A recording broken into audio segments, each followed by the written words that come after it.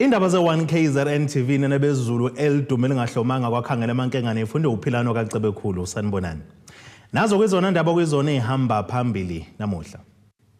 Owamaphoyisa wandise zokulwa nobugebengu akakaboshwa wabulala izelamani empangeni kanti we-EFF utusa ukukhula kweqembu.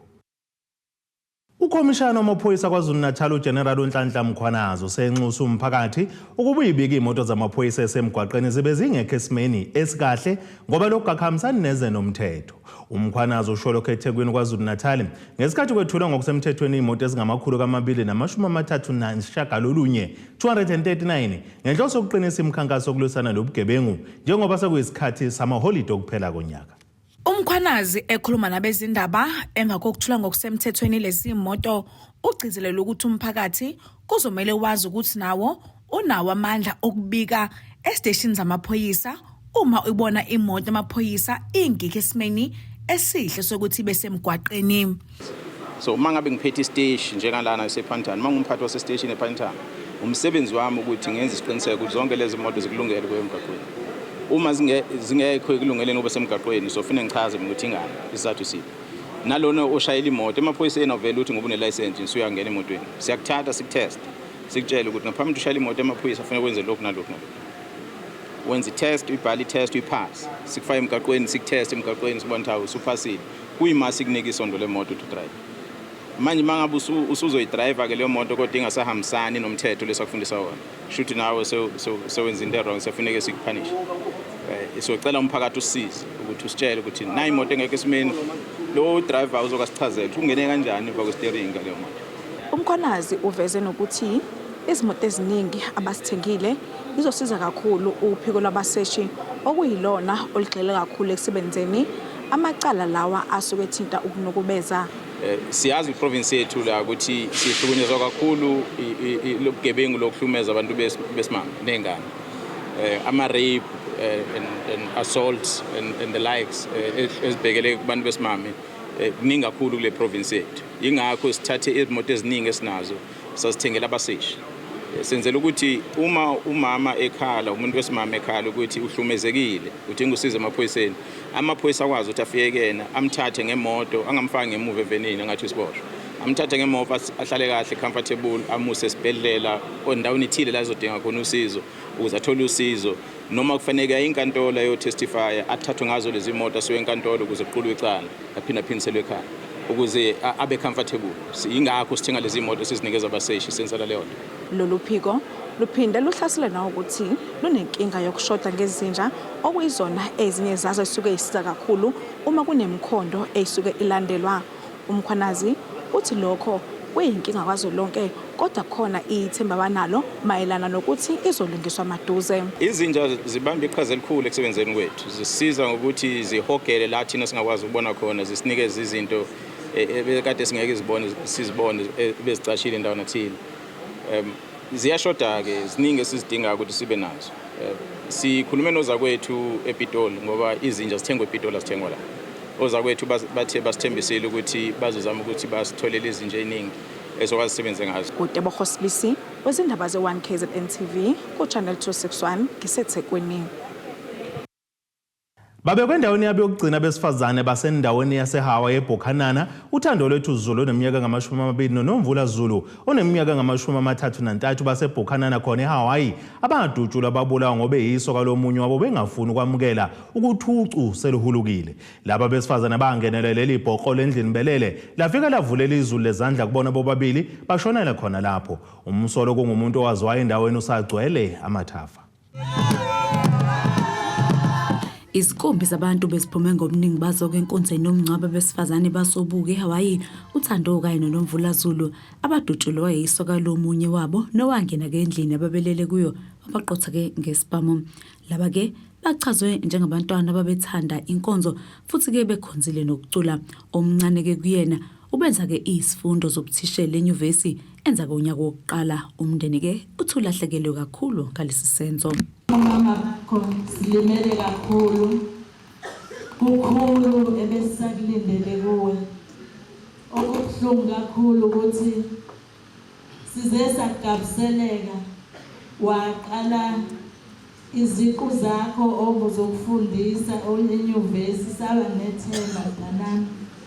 Kodwa kanti usathane naye uhlelo kunye ngoba mina ngingacabanga ukuthi uNkulunkulu ongenza into enjalo Nkosi. Abaholi bavele ezindaweni ezahlukene nabo-ke bebeyingxenye yabantu bebehambele lo mngcwabo basigxeke kakhulu lesi senzo sokubulawa kwabesifazane.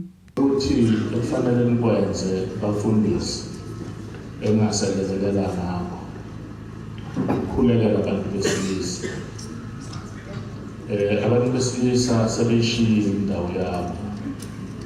Abantu besilisa abasanakho ubuntu. Sokukhona ubulwane.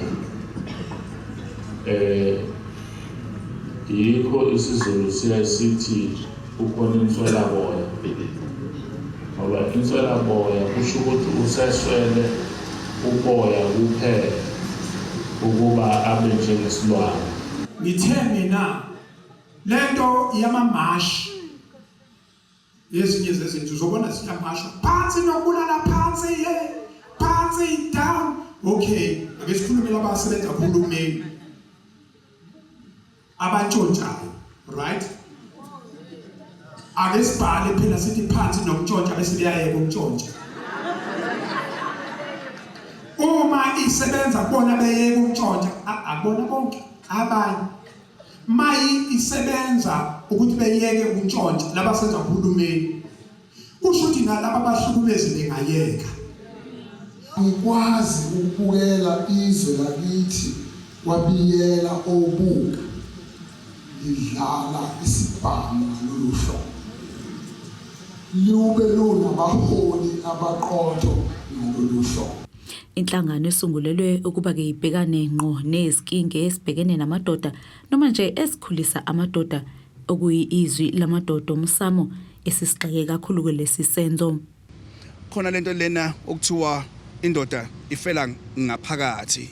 Ayikho lento namanje ngisasho ngoba lento yokufela ngaphakathi igcina idala inhlekelele engenkize ikhuzeke igcine usiyobolela ejele ngoba uma kwabanjwa uyobolela ejele uyathanda uthanda uyobolela ejele ngoba ukubulala umuntu akisixazululo esingenzeka. Into engingayisho umsakazo ukuthi umuntu wesilisa uma ucu seliqashuka noma usubona ukuthi ayi ngazi ukuthi kunzima njengamanje uthando lwami nentombazane lo alisaxhumana vele ushiye hamba. Lezi izindaba z1KZNTV ngingusambulisi Nqulunga Sobuka. Umengameli weqembu le-EFF uJulius Malema uthi ukujutshwa kwamaphoyisa kuleso sifundazwe kubambela ikhulu iqhaza kulwisane nobugebengu. Usho kanjena ke ehlangene namalunga leli iqembu eMgungundlovu ngazibomvu lapho bezowacija khona njengoba kubhekwe ukhethweni kazwelonke ngonyaka ozayo.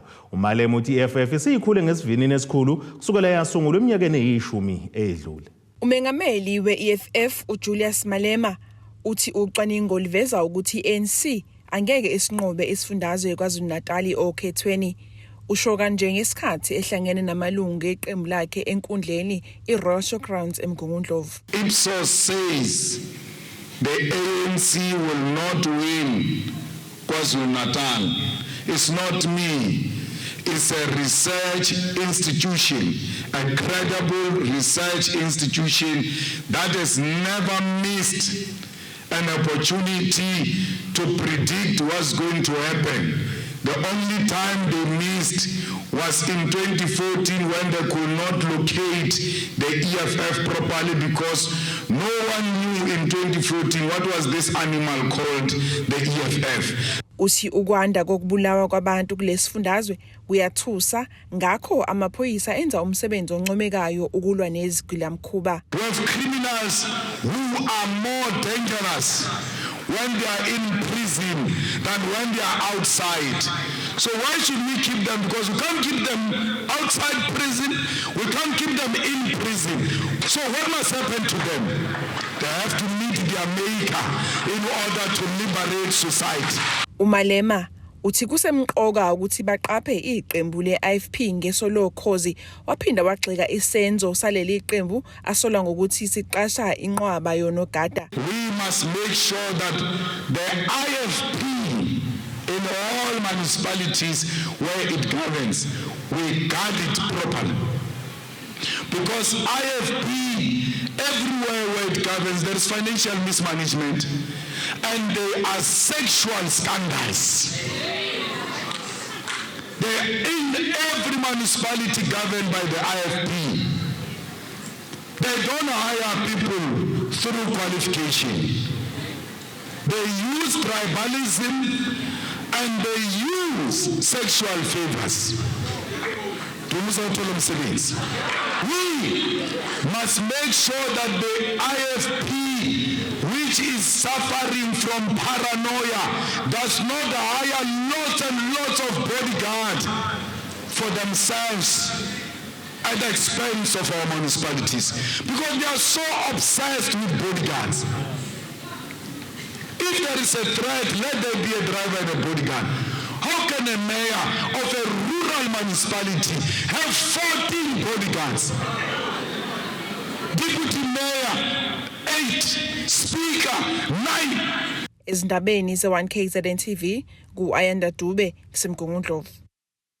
Umphakathi wasoShobane esigodini sasexhokolweni ogwini oseningizimu nelikaMthaniya ushaye wabulala owesilisa obesolwa ngokubulala. Kuthiwa kumphakathi uditinye lomlisa obesolwa ngokubulala kwaze kwabuya lendulele eliphakade.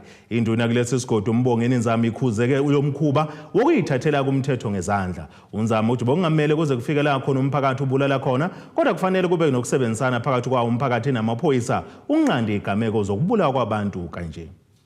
Umphakathi wasoShabeni ushaye owesilisa obesolwa ngokubulala waze washona. Kuthi umufi ongumsolwa ekanye nomngane wakhe bagcweleza owesilisa base bembulala njengoba ethwele namanxeba okugwazo. Umphakathi wabusa umthungatha washaya umsolo oyedwa washona, owesibili waphunyuka wabaleka. Induna kulesi sigodi ikhuza umkhubo okuzithathela umthetho ngezandla. Wangenelwayo emqashweni nabhuti adoda mkhungo walinywaza abafana ababili lafa besingabazike. Ngifonela induna uGumede ithi engathi kunakele yaliwo uShabeni iceze umphathi ukhona ngathi sambona umfana elele phansi ebheke ngezansi igazi ligobhoza phansi bese shonile. Mina njengenduna yenkosi Uzame ngithi umphakathi awusebenzisana namaphoyisa. Thina nathi ave nasilwa nabo kodwa sinje abasebenzisana namaphoyisa bangathathe imithetho ngezandla ngoba lokho kuya kuba icala.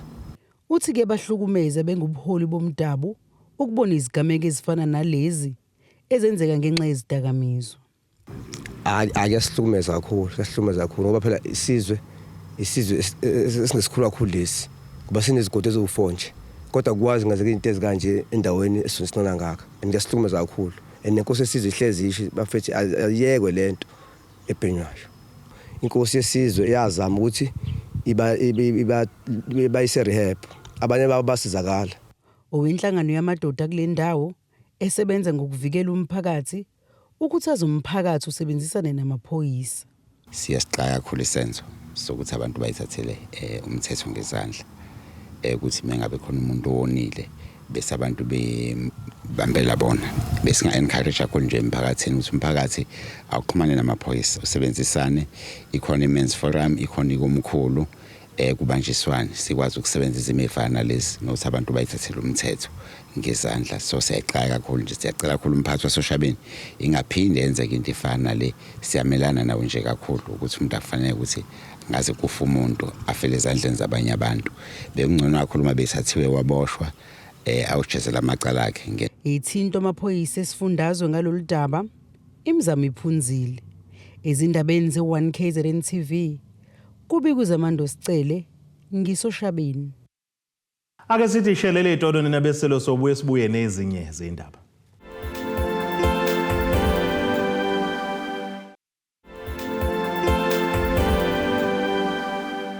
Asibonge siphinde sinamukele ukuthi nisahleli nathi kwindaba ze1KZNTV nazo kwezona ndaba ehamba phambili namuhla.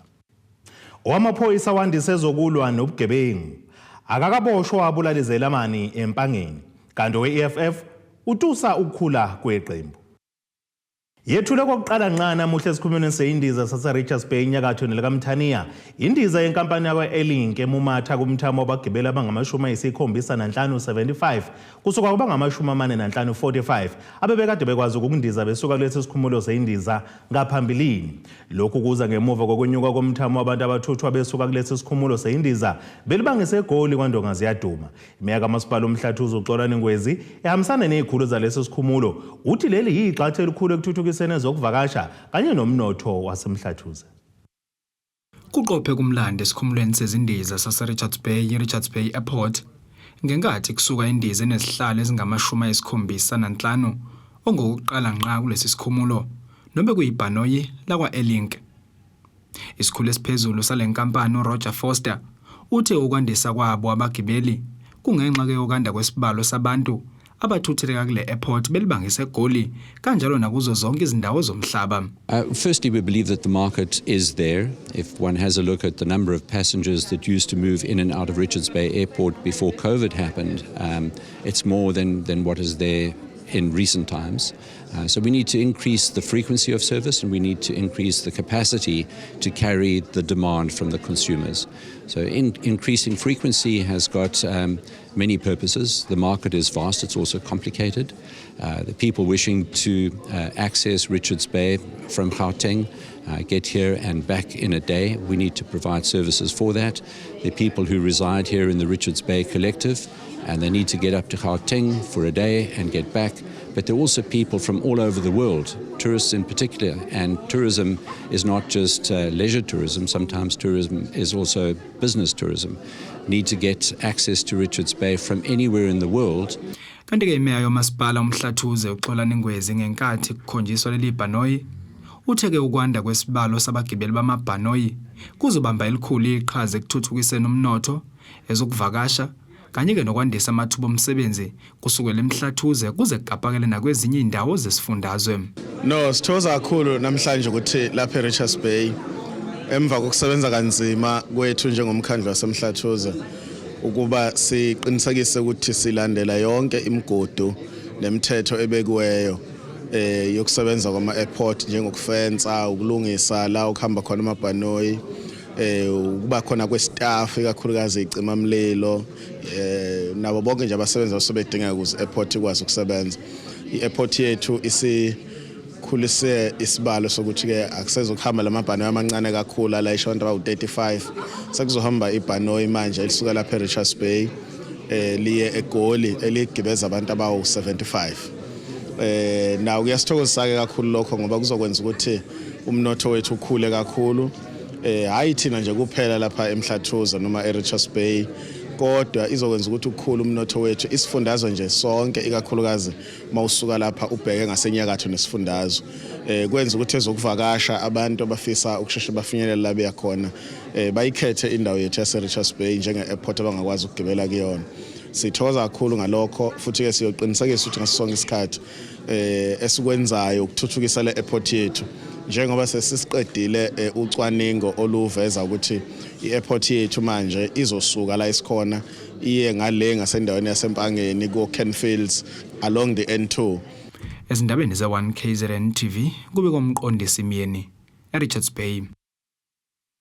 Ibhungu belingumfundi esikhungweni ke semfundo ephakeme iDurban University of Technology eThekwini linxusa noma ngabe ubani ongaba nosizo lwemali okanye inkece njengoba kulindele ukuba abeke ingxenye abafundi abazoya kothake lolwazi baphinde bathole kuqeqesho olunzulu ngamakhono ahlukene ezweni laseChina kusukela ngomhla zi-13 kuzibandlela. Thabiso Nkonyana uthi leli ithuba eliyingqayizivele kungenzeka ke limphunyuke ngenxa kwesola imali yokugibela indiza ebheke kulelalizwe kwazi sezinye indleko seyikhokheliwe. Unyelwe inyoni esandleni owesilisa obengumfundi esikhungweni semfundo ephakeme iDurban University of Technology eThekwini kulandela ukuthola ithuba lengqayizivele lokuyothakela ulwazi kanye nokuthola uqeqesho ngamakhono ehlukene ezweni laseChina.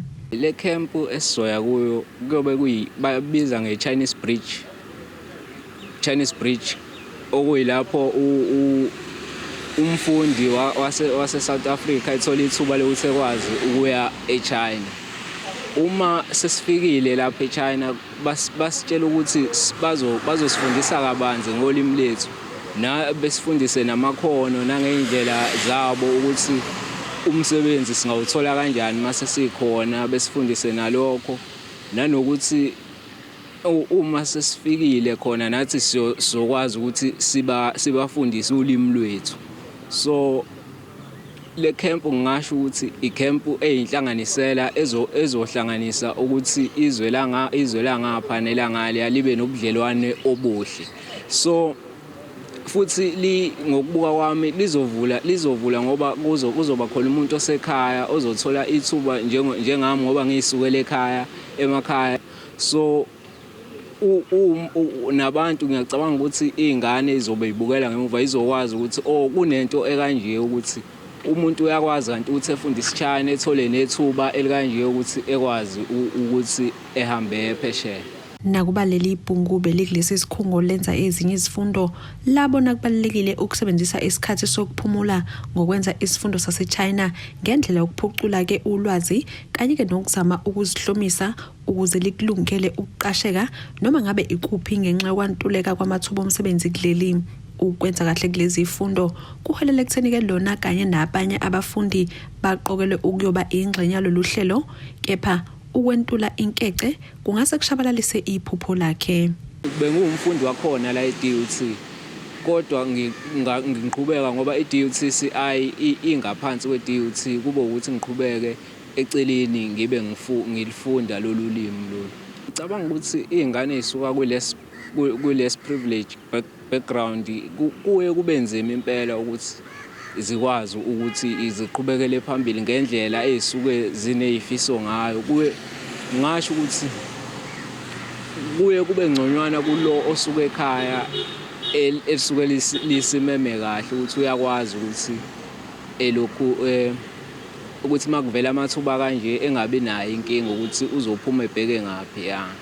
Engingakusho nje ukuthi uma kungenzeka mhlambe ukuthi ku government kubantu abakanje ku government ukuthi mhlambe mangase kube nendlela yokuthi sifundiseke ukuthi khona sizokwazi ukuthi si gain more ilokhuzu sazi more ngezitho ngoba ngisiqiniseka ukuthi mhlambe ukhona umnyango ebengangqonqoza kuwo ngivuleleke kepha ngenxa yokuswela ulwazi ngisho ukuthi akwenzekanga lokho. Kulindeleke ukuba laba babe ingxenye yalolu hlelo oluqala mhla zili-13 kuZibandlela nokuzokwenza ke sibe sincane kakhulu isikhathi anaso sokuhlanganisa inkece yokufinyelela kwelaseChina.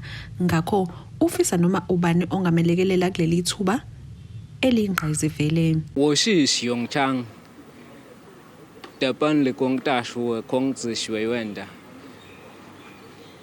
请你帮助我，谢谢。imali engishoda ngayo imali yokugibela ibhanoyi ebalwe njengemali engaba u26,000 rand. Ebengakusho nje ukuthi kuleli thuba belingasiza ukuthi ngikwazi nami ukuthi ngenze lokhu ebese ngikubalile ngaphambilini.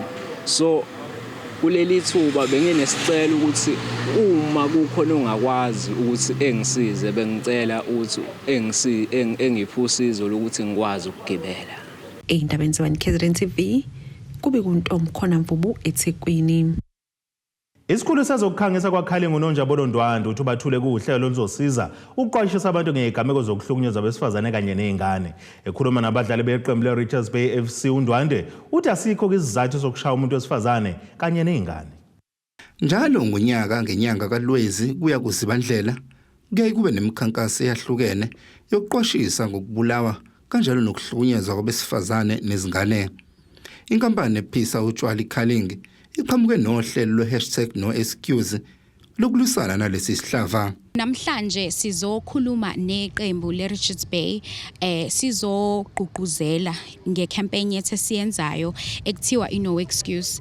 Thina No Excuse we believe ukuthi asikho isizathu noma ngaba kuthiwa kwenze njani sokuthi umuntu wesilisa noma umuntu nje ahlukumeza abantu besifazane kanye nezingane. So namhlanje sizotshela wonke umuntu ngale course okusa training esiyenzile ekuthiwa i-Champions for Change course etholakala noexcuseessay.com.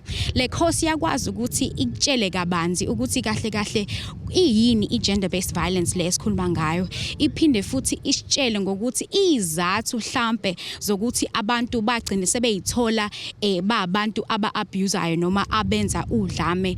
And then okwesithathu kuthiwa nje yini esingayenza ngoba inkinga esibhekene nayo inkinga esi-affecta sonke njenge abantu abahlalayo emhlabeni. UNonjabulo Ndwandwe oyisikhulu kule nkampani uthi banezihlangano abasebenzisana nazo nokuyizona ezosiza laba abahlukumezekile ngaphansi kodlame lwasemakhaya. Usesimeni nawe la okhona khona ubona ukuthi uyi-victim yini ongakwenza. Okumnandi ukuthi sinama partners ethu kune Lifeline yase South Africa la ungafike ubafonele khona ubathumela iWhatsApp bezokwazi ukuthi bakusize. Siphinde futhi sibe ne Father Nation ekwazi ukuthi iyakhulumisana nawe njengendoda nikwazi ukuthi nixazulule mhlambe inkinga ongase uzithole ubhekene nazo ngakwenza ukuthi ugcine usuhlukumeza abantu obathandayo abaseduze kwakho. Ezindabeni ze1KZNTV kubika uThabani Maphumulo empangeni. Ake siphinde sithi ishelele etolweni nabeselo sobuye sibuye nezinye izindaba.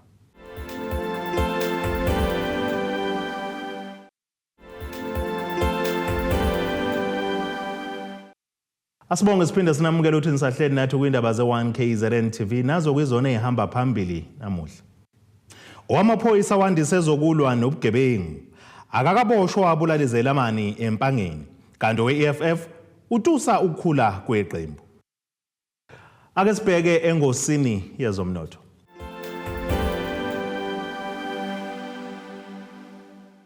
Iranda kuleli bizo 18.68 cents maqhathaniswa nedola laseMelika bengu 28.68 cents kupondo waseBrithani libe ngu 20.31 cents ku-euro yase-Europe. Intengo yegolide yona ime $2,077.47 cents ounce kuthi intengo engahluziwe yona bengu $78.88 cents umphongolo. Ake sibheke engosini ezemidlalo. Umqeqeshi weqembu lebhola lombhoxo Hollywood Sharks uJohn Plumtree uthi iqembu lakhe beliyinhlakanhlaka kuhle kwendle yomthini ngesikhathi ke lishawa iVodacom Bulls ngo-44-10 emidlalweni weUnited Rugby Championship. Ngemuva kokuqala kwalomqhudelwano ngokuhlulwa kwemidlalo emihlanu kilandelana kuye kwabuka sengathi iSharks isibuyile ngesikhathi kidlula kalula kuDragons kulandela ukubuya kwabadlali abebekade bekuyiqembu lesizwe lamabhokobhoko. Nokho kuphinde kwagqama ukuthi leli qembu likahlangani kahle ngesikhathi libhekene neqembu eliqinile leBulls ngempela sonto ePitoli. Ake sibheke nasisimo sezulu esingalindeleka.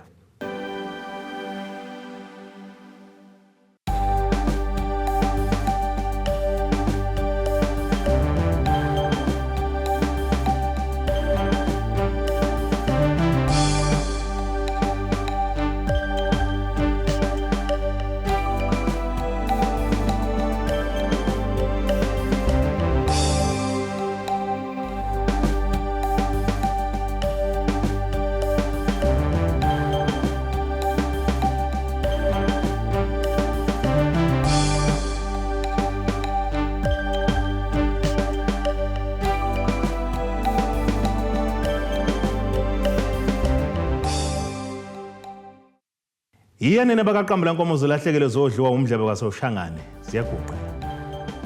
Abethuli bethu bezindaba baxhaswe iTulis Bayview Bridal. Ungabashayela kulezi zinombolo ezivelile